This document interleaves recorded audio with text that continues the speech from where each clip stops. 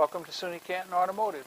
Today we're going to discuss oil pressure testing on an engine. Tools you'll need to perform the oil pressure measurement include the oil pressure gauge, 0 to 100, the oil pressure sensor socket removing tool, the oil pressure gauge adapter, 7/16 open-end wrench, a 9/16 3/8 inch socket, a ratchet, your safety glasses, and the service manuals and job sheets to perform this task. Okay, next we need to look up our service information, and we're going to go to our service information computer and go into all data and look up the technical service bulletins and our service procedures. I've located my service information for component location, and the component location for our oil pressure switch is on the left-hand side of the engine. So we'll go to the vehicle now and look for that oil pressure switch on the left-hand side of the engine. Next, we'll raise the vehicle and look at the location of the oil pressure sending unit that sends the information to the instrument cluster.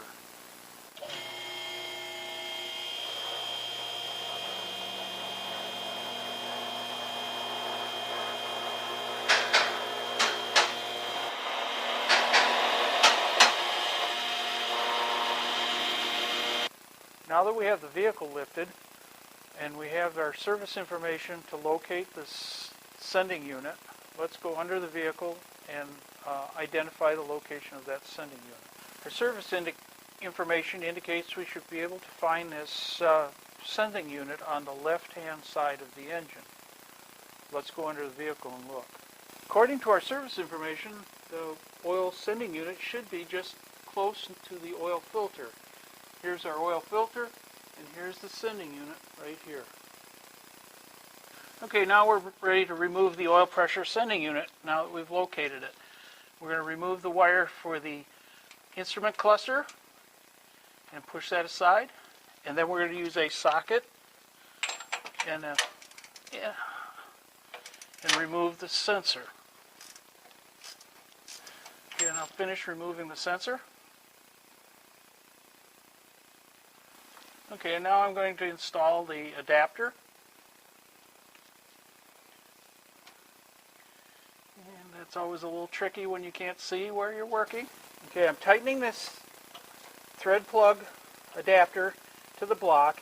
I'm going to tighten it just enough that the threads seal so I don't have oil leakage when I put my pressure gauge on. And now I'll install the pressure gauge, and this hose does not have a swivel on the end, so we have to twist the hose as we install it into the adapter. So now we're going to check to make sure we don't have any oil leaks after installing the gauge. Alright, go ahead and start the engine.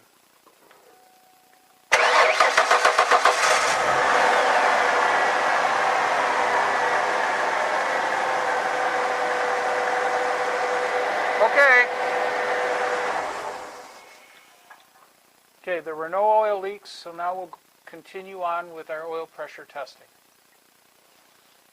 So now the gauge is up in position, so when we let the vehicle down, we'll be able to grab it from the top.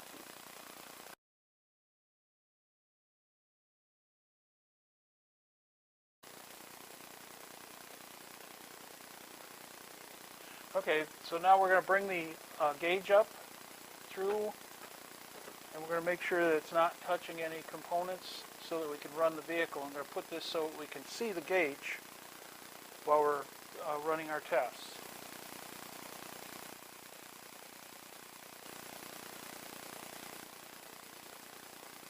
So to show you the temperature of the engine, I'm going to use this infrared gun, and then I'll show you the temperatures as the engine warms up to full operating temperature.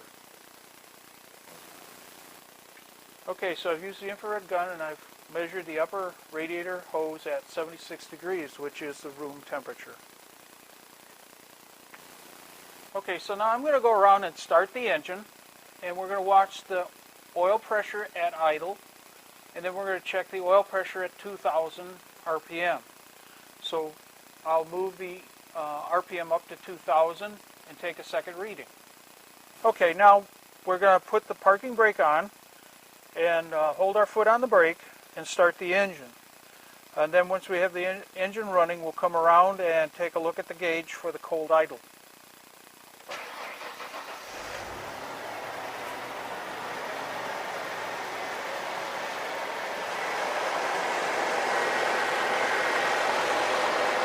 Okay, our cold idle is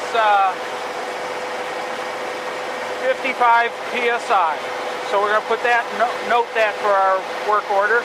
And now I'm going to run the engine up to 2,000. Okay, now we're going to bring the RPM up to 2,000.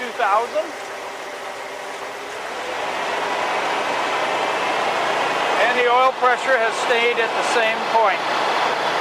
Okay, now we'll let the idle go back down to idle, and we're going to let the engine warm up to operating temperature.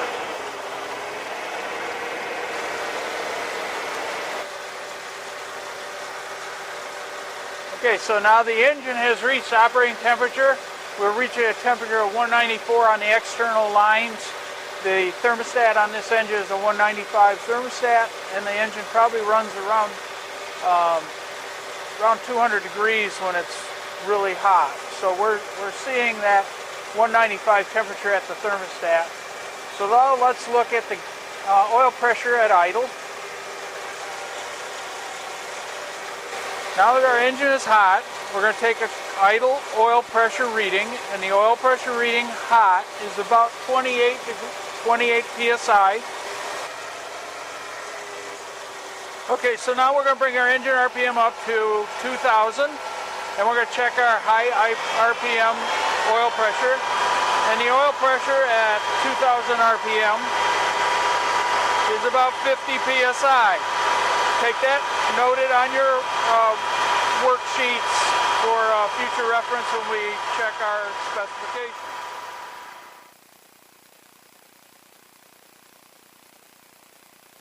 Okay, now that we've completed our tests, we're going to remove the gauge. One of the things we'll have to do is push the gauge down so that we can reach it from below when we raise the vehicle. So I'll put the gauge down here in a position where we can reach it, and then we'll raise the vehicle.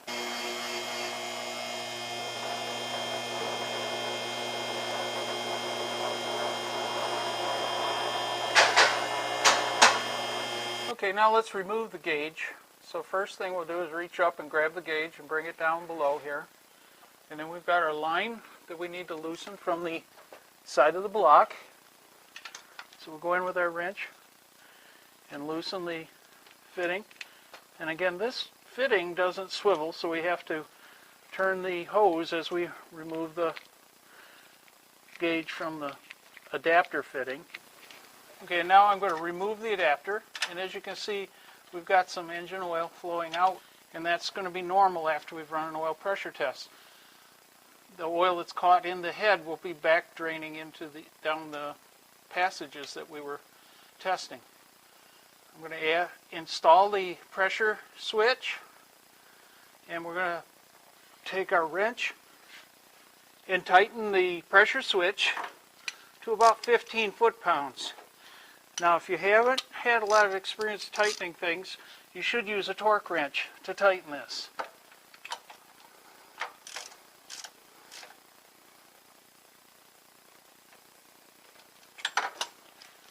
Okay.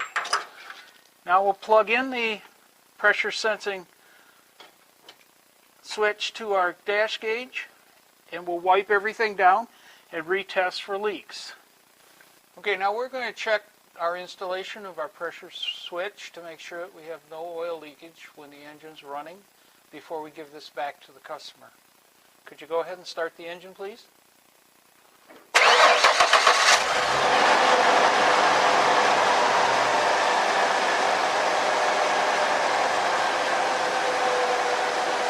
Okay. So we have no oil leakage, and this vehicle's ready to go. So now let's take a look at filling out the job sheet. Okay, now it's time to fill out the job sheet for our oil pressure measurement. At the beginning of your job sheet, you'll be asked several questions about the process of taking engine oil pressure. Towards the bottom of the job sheet, you'll notice that we are going to record our oil pressures that we took during the testing. So remember that at engine idle cold, we had an oil pressure of 55 psi. The engine at 2000 RPM cold, we had a pressure of 55 psi. When the engine warmed up to full operating temperature, we had an idle pressure of 28 psi. And at 2000 RPM with a hot engine, we had 50 psi. Make sure to note that on your job sheet. And then down below for the specifications, you'll see that the specification is over 10 psi for every 1,000 of RPM. So in all the cases that we tested, our engines passed the specification. Okay, let's review. Today we've checked the oil pressure on this pickup truck. We've checked the oil pressure cold, and we've also checked the oil pressure hot.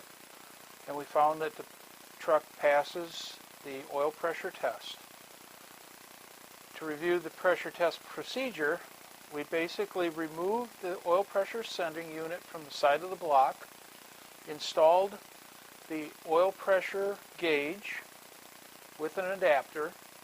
We checked it for leaks and operated the vehicle until it was at full operating temperature. We checked the oil pressure at full operating temperature to make sure it was within specifications. And then we removed all the components and checked for an oil leak at the sensor when we had completed the job. All this information will be recorded on your NATEF job sheets.